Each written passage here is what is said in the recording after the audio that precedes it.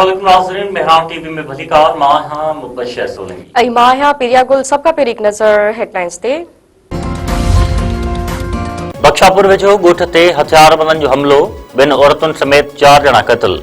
कचे जे ॻोठ गुलाब भंगवार ते हथियारबंदनि काह करे हथियारनि जा मुंहं खोले छॾिया। फायरिंग में 2 औरतूं ऐं 2 मर्द मारिजी विया।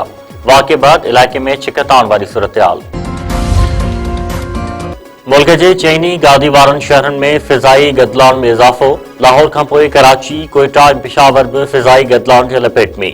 पंजाब ऐं KPK जे मुख़्तलिफ़ इलाइक़नि में फिज़ाई गदलाउनि सबब शहरनि खे साह खणण में तकलीफ़।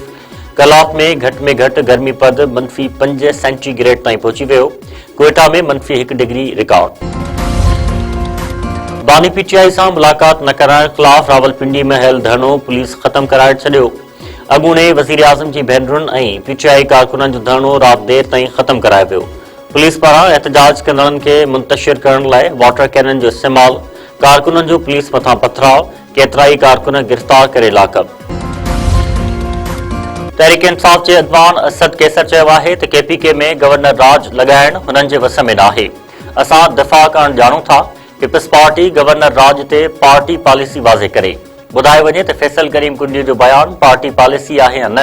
मीडिया सां ॻाल्हाईंदे असद कैसर वधीक चयो आहे त छा असांजे जलसनि में तकरीरूं अता तारड़ जी प्रेस कॉन्फ्रेंस खां वधीक सख़्त हुयूं। पेशावर जलसे में तकरीरूं आइन जे दायरे में हुयूं। कराची में वाटर टैंकर जे टक्कर में मोटरसाइकिल सवार फौत के चौरंगी वटि हादसो। मछरियल माण्हुनि टैंकर खे बाहि ॾेई छॾी।